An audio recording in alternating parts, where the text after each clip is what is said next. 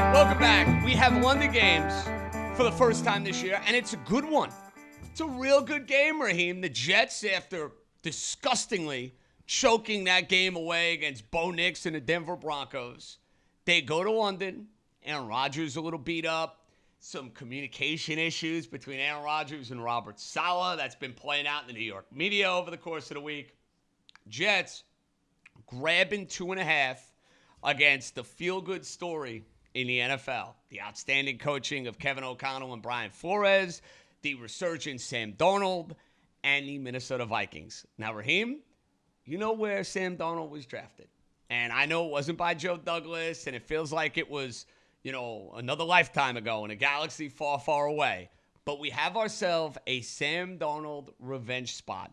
Aaron Rodgers, not great playing in London. I think back on that Giant game a couple of years ago where it was a monstrous favorite. He lost the game outright. London game, everybody's watching. There's going to be some additional volume on this one. Where do we stand with the Jets getting 2.5? Oh, I don't like this game at all. At all. And I think this is Jets or pass. Last week on the Ringer pregame show, I took the Minnesota Vikings on the money line. House took the Minnesota Vikings team total over.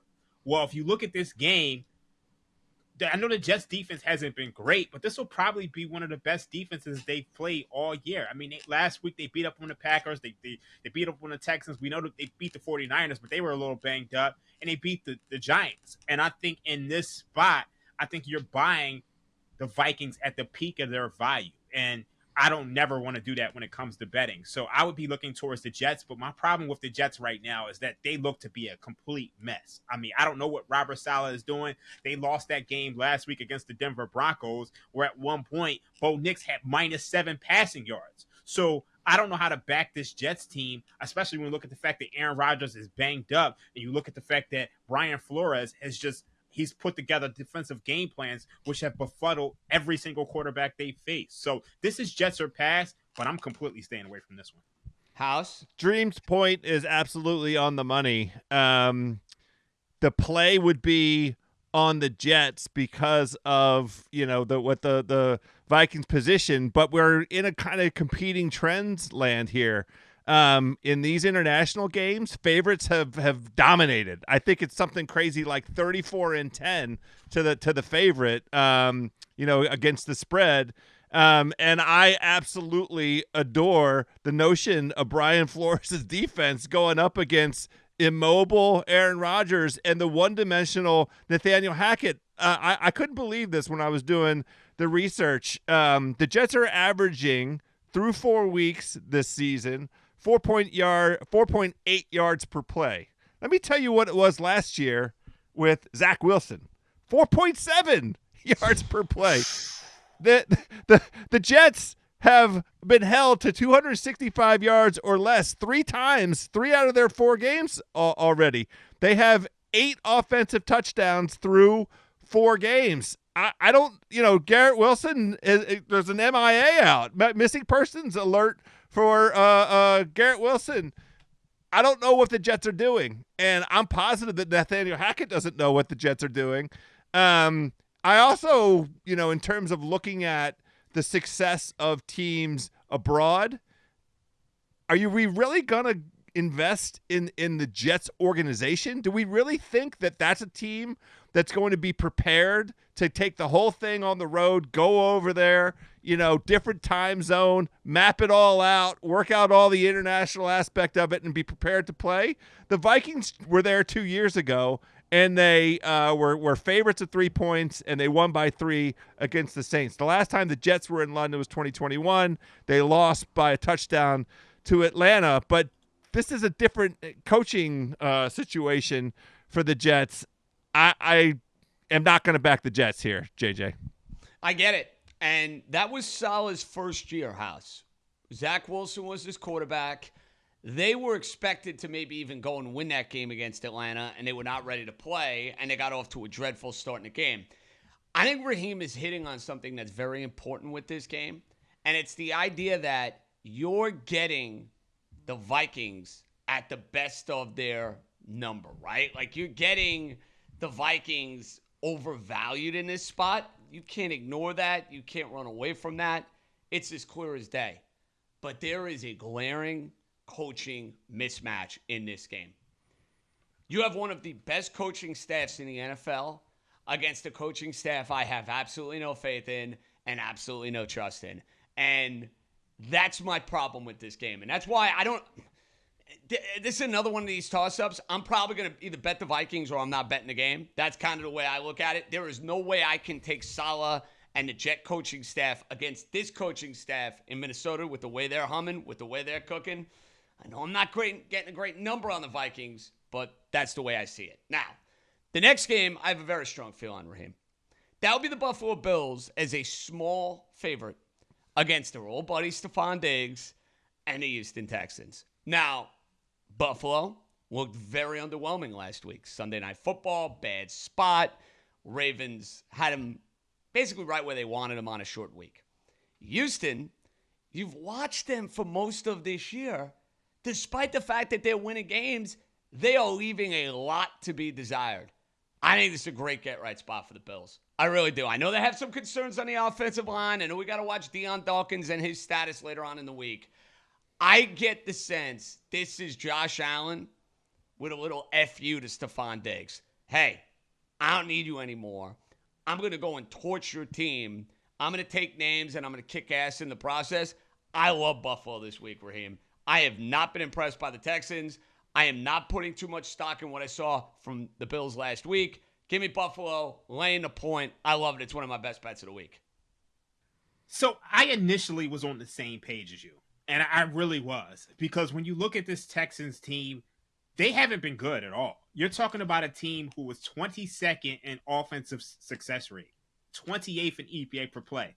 Bobby Slowick, for whatever reason, he tends to run so much on first down, and Joe Mixon has been hurt, and they haven't been able to get right. And you look at the fact that the Bills, they got blown out last week, but they're coming into this game with a ton of injuries.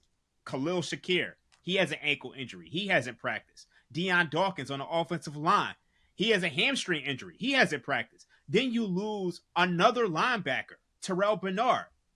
They already lost Matt Milano. So this is a team that's super banged up and going on the road to play the Texans. And you look at the Texans before the season started, they were 1.5-point favorites. Now they're 1-point dogs. So I think when you look at the injuries, when you look at the fact that, the Texans haven't been able to get right, I think they're being a little bit undervalued here. So I would probably look towards the Texans here, to be honest with you. And I will tell you, I'm having the same kind of challenge here because I'm prepared to load into the Bills. I think Houston's fraudulent, to be honest with you. But the thing that I want to see is the injury report, because if Joe Mixon is a go and there's indications over the course of the week into the weekend that Joe Mixon is healthy, then I like Houston. For whatever reason, they insist, Dream mentioned it, on running the football at early downs. They're the worst rushing team in the NFL, which is a shocking thing to say with the Dallas Cowboys out there. But it's true. And I have no concern whatsoever about the Texans up against the Bills defense. Baltimore exploited the inability of the Bills defense to stop the run. Well, the Texans can't run the ball without Joe Mixon. Dameon Pierce is also questionable, but doesn't matter to me. It's Mixon or nobody. And if the Texans can't establish anything with the run, the Bills have two elite cornerbacks. They're pretty damn good against the pass. So I would be loading up on the Bills if this was in Buffalo. But in Houston like this, it's a little bit of a lean towards the Bills, but I'm not going to jump into it with both feet. I'm all in on Buffalo this week, guys. We'll see. And I know those offensive line concerns could be problematic. I just have not been impressed by what I've seen with this Houston Texan team. Now, the other more key game at 1 o'clock. House, this is a real juicy game. You have Baltimore. They've righted the ship. They took care of Buffalo. They took care of the Cowboys. They're 2-2. They really should be 3-1 or 4-0, if we're being perfectly honest. They choked the Raider game away. Isaiah Likely is inches away against Kansas City, or maybe we're talking about the 4-0 Ravens. They're road favorite against Cincinnati, who, yes, beat the Carolina Panthers last week. Cincinnati has been deplorable on defense. Anybody, and I mean anybody, has been able to move the football all over that defense. That said, Bengals have had some success matching up with the Ravens. This has been an evenly matched rivalry. Thoughts, House? Ravens on the road laying points. What do we think? Yeah, it has been evenly matched, but lately Baltimore's been getting the best of Cincinnati and Joe Burrow. 1-3 against Baltimore the last couple years, and Burrow averaging less than 6 yards per attempt with a passer rating of right around 85. The Ravens 4-2 against the spread in their last 6 games at Cincinnati, so they have no problem at all going to Cincy. And just in general, on the road, the Ravens 7-3 against the spread over their last 10. Lamar 5-2 against the spread in his last 7 games at Cincy, very comfortable. And the thing that really tilts this is Cincinnati is the worst run defense in the entire NFL, and we just watched Baltimore with its 3-head rushing attack dismantle the Buffalo Bills. A rushing defense that we didn't think was bottom of the barrel, but boy, did they exploit it. I think this is going to be a run up and down the field situation for these Baltimore Ravens. I don't see any scenario under which Cincinnati can slow them down. It's literally the blueprint that the Washington C words used against the Cincinnati team and went in and scored 38 points in Cincinnati. I think the Bengals are in for a rough one, Dream. I'm so glad that you mentioned the rushing defense for the Cincinnati Bengals, because that's the first thing that popped into my mind when I saw this matchup. If you go back to week 1, Ramondre Stevenson, he ran for 120 yards. He forced 10 missed tackles. 118 of those came after contact. And if you look at the rush yards per opponent, 170 against the Patriots, 149 against the Chiefs, 108 against the Commanders, 155 against the Panthers, who were playing from behind and were down 31-14. So if those offenses did that, what is Derrick Henry going to do? Derrick Henry has been incredible. I mean, he's been an offensive player of the year candidate. So the way I approach this is I think you can look at Derrick Henry prop escalators. His over-under is 90.5 yards, minus 105. You can get plus 100 at plus 155, plus 110 yards at plus 230, plus 120 yards at plus 340. You have to take this shot with this rushing defense. However, the one thing I will say is that the Bengals are also a pass funnel defense as well. So anything that you want, anything that Baltimore wants to do, they want to run the ball, they want to pass the ball, they can do. The Patriots had 290 passing yards. The Chiefs had 286. The Commanders had 356. The Panthers had 375. So the sharp money is going to be on the Bengals in this match, but I can tell you that because the Bengals were initially minus 1.5 point favorites on the look ahead before this season started. Now you're at plus 2.5, plus 3. The sharps are going to say that's too much because the Bengals should be able to get whatever they want on offense as well. But I'm not going to do that. This is a same game parlay special. I'm going to be taking Derrick Henry, Zay Flowers. I'm going to be taking Joe Burrow. Any props that I can get to go over, this is the game to do it. See, I'm with you on this game, Raheem. I know a lot of these sharp trends are going to point towards Cincinnati. They're desperate. Joe Burrow against that Ravens secondary, going to be able to make plays. Maybe he will. How is Cincinnati slowing down Lamar, Henry, and Justice Hill? I have an answer.